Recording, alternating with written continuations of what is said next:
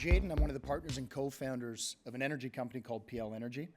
I've been in the energy space for 18 years, and up until recently, energy efficiency and financial efficiency have always meant the same thing. Nowadays, when I talk to clients, there seems to be some hesitancy when you talk about energy efficiency.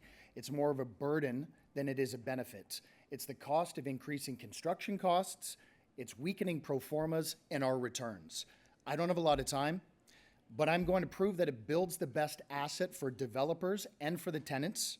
I'm going to discuss how you can unlock massive rebates, incentives, and financing, and I'm going to show you guys how you can use energy efficiency as a tool for financial performance.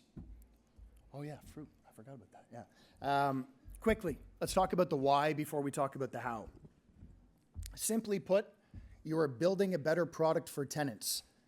That is the business model of the missing middle, building better product for tenants. You are building in better indoor air quality, quieter homes, lower utility bills, and tenant comfort.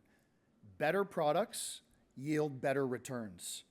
Anybody that says that you can't charge more money for energy efficient homes, they likely don't rent where they live. As somebody that does rent where they live and pays my utility bills, I can tell you energy efficiency is a determining factor as to where I rent. Beyond building a better product, energy efficiency, let's look at it through the eyes of compliance. In Canada, every level of government mandates energy efficiency gets built in to all multifamily properties.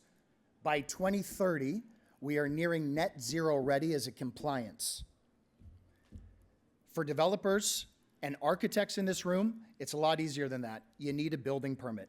And in this sense, energy efficiency is not optional, it is a requirement. There are two approaches to attaining a building permit in Ontario. The prescriptive approach that gives you a rigid list of construction measures that you have to install in order to get a permit.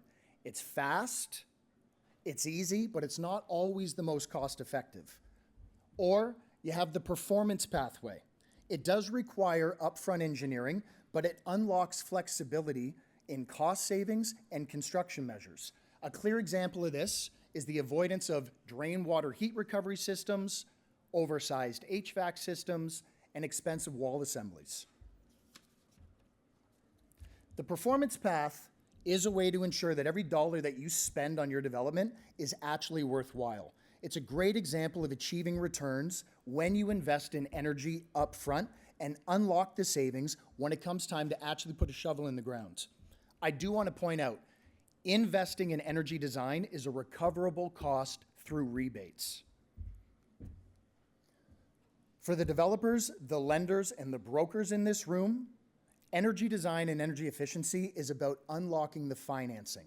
The financing that's used to build these things and the financing that's used to hold these things once they're built. The federal government says, if you are willing to build an energy efficient building, we will reward you with very lucrative financing terms. Currently, this energy body is the CMHC. However, according to Canada's Spring Economic Update, they are now making mention of allowing private insurance companies to come in and compete with CMHC. This is a good thing. They're likely going to offer the same rewards and incentives for building green. I would say it's a great time for all of us to be in energy efficiency. As of today, if you are willing to build 40% better than National Building Code, you can unlock financing terms like longer amortization periods, lower DSCRs, a reduction on your insurance premium, and a reduction on the interest rate you pay on your loan. All of this is resulting in more money at a lower borrowing cost. Over the last 36 months, I've done 850 energy reports for CMHC's MLI Select. I've seen hundreds of pro formas, hundreds of construction budgets, and architectural designs. I can tell you right now, using energy efficiency can unlock generational profitability. There's going to be changes though. CMHC is updating its energy requirements and increasing the requirement from 40% above National Building Code to 70% above National Building Code. And yes, while it would make sense to have us rush in applications before September, let me try to remove some of the fear in this room by going through two real-life examples, a 10-plex and a 5-plex. 10-plex is currently in its design phase, and the 5-plex is currently built and has gone through a heating and cooling season and fully leased up. So here's a 10-plex that I did an energy model for. The client was trying to achieve 50 points in tomorrow's CMHC's MLI Select program. So let's look at some of the energy measures that this client had to install or implement in order to hit that qualification. You're going to see the above grade walls have gone from 17, R17 to about an R30. The use of continuous insulation is almost going to be a mandatory. You're going to see the window type, you can still get away with low emission, double glazed windows, heating and cooling systems. There is a major push in Canada right now to remove greenhouse gas and fossil fuels. So although it's not explicitly stated, you can almost guarantee air source heat pumps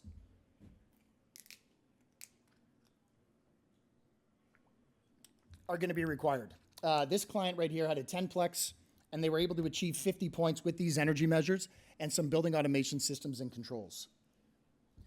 Now I'm going to share with you a 5-plex construction budget. It's actually a 5-plex that I built in the city.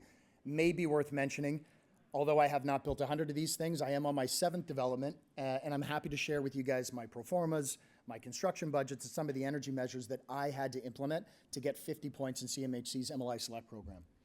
The line items that I'm going to point out are the 6 line items that are typically associated with energy efficiency, and these are the line items that are going to be impacted with this new CMHC rule change. So you have city services. We spent about $30,000 increasing our electrical from 200 amp to 400 amp. Insulation and spray foam, that's us beefing up our building envelope. Windows and doors, HVAC, plumbing fixtures is domestic hot water, and then lighting fixtures. I'm going to share with you guys my construction budget here. So $240,000 is roughly what I spent to get my building to 40% above National Building Code. I spent it, again, on all these 6 measures. I want to compare that to Standard Ontario Building Code. Now, I've made some assumptions here, but you can see it's a pretty drastic increase. It's about $115,000 is what it's cost me to make my building energy efficient. I can kind of understand a little bit of the hesitancy why people do not want to spend a ton of money on energy efficiency when they see numbers like this. I'm going to compare it now to the proposed budget with the new 2026 CMHC rules that are coming in September. There's some interesting observations, namely that this number right here and my total cost per square foot have not gone up drastically. And here's the reasons why.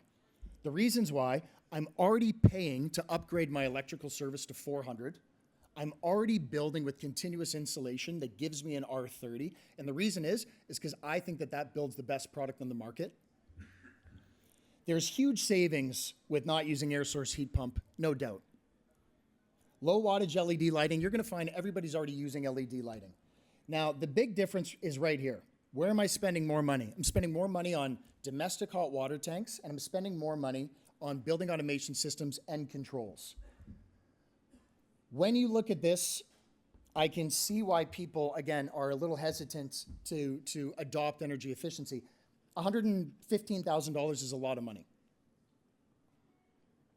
However, I would venture a guess that this dollar amount difference is made up in about 2 or 3 years of accessing CMHC's MLI Select financing. With those numbers, you could almost make an argument that you're better off investing in energy efficiency than going out and acquiring another site. Here's the good news. You don't have to do all the heavy lifting when it comes to paying that bill. Look what happens when I factor in federal, provincial, and municipal rebates, grants, and incentives. That gap closes drastically. We are now seeing only about a $60,000 or $70,000 increase from Standard Ontario Building Code to CMHC's new energy requirement, which is 70% above National Building Code. That gap now becomes a lot more palatable and a lot more digestible. Right now, guys and girls, federal government, provincial government, municipal government, they are heavily incentivizing any investment into building green. They are trying to reduce the bites that you pay as developers in implementing some of these construction measures. Understanding how these programs work, reduce your construction cost, and increase your returns. We are calling this a capital recovery initiative for developers. Right now, if you are able to adopt low carbon heating solutions, the Canadian government is hell-bent on removing natural gas. If you understand their motivations, you'll understand how to maximize these grants and these incentives. We are able to recover between 30 and 42% of the money spent on going green. There are three things that I wanted to talk about. One of them is Bill C-59. If you understand how this bill works, you can remove wage laws and apprenticeship laws and wage regulations to increase when you're installing air source heat pump. The second thing, low carbon heating solutions. Again, air source heat pumps look like they're going to be a way of the future, but that's a good thing. The rebates and the incentives are there and the performance is there. The last thing is ensuring that you're audit ready. We've talked about some CRA backlash with HST. When you apply for these rebates incentives, you need to ensure that you're audit ready and that you are prepared to go up with a battle against the CRA. It protects your profits in the future. I think for the most part, energy efficiency is always going to cost more money, but energy efficiency is a tool that we can utilize for financial performance. I believe as this market continues to evolve, so will the tenants in this space. And healthy homes, quiet homes, and homes that are built with energy efficiency are going to outlast and outperform homes that do not have these principles built into them. Thank you.